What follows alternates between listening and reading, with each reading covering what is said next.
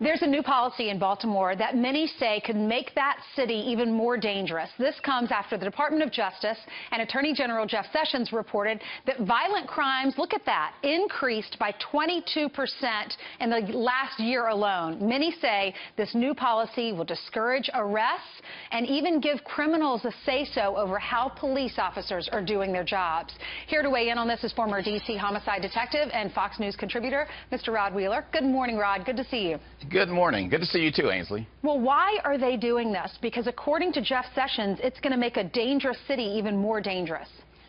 It's absolutely ridiculous that, the city of Baltimore wants to take the handcuffs off of the murderers, take the handcuffs off of the burglars, and put those handcuffs on the police department. Now, it's absolutely ridiculous. So what Attorney General Jeff Sessions is saying, Ainsley, is let's take a look at some of these consent decrees that was rushed through the Obama administration to put the clamps down on police officers, and let's review those decrees to make sure that that's the right move that we're making. Obviously, giving criminals any voice whatsoever is the wrong thing to do, and Jeff Sessions is saying that's not what we should be doing. We do need to have police reform, but it needs to be common sense police reform. Okay, so the folks at home might be wondering what are some of the changes that are going to be made.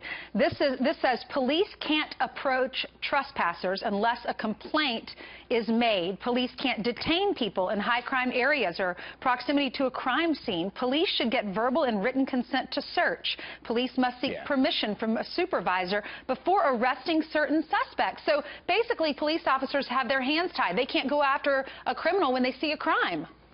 Right, and they can't do proactive policing, which, by the way, proactive policing is what keeps our cities and our communities safe. So what this decree says is that these various decrees, there's 14 of them across the country, what it's saying is that police officers cannot basically go out and do their jobs. But what it also says is that police officers need to be restricted, Ainsley. Think about this. Restrict police officers from enforcing crime, from going after some of these criminals, and hold police officers back. So what is that going to result in? It's going to result in higher crime rates that we clearly see happening. And you know what? In cities that really need police enforcement, those are the cities, such as Baltimore, that's really going to suffer as a result of this.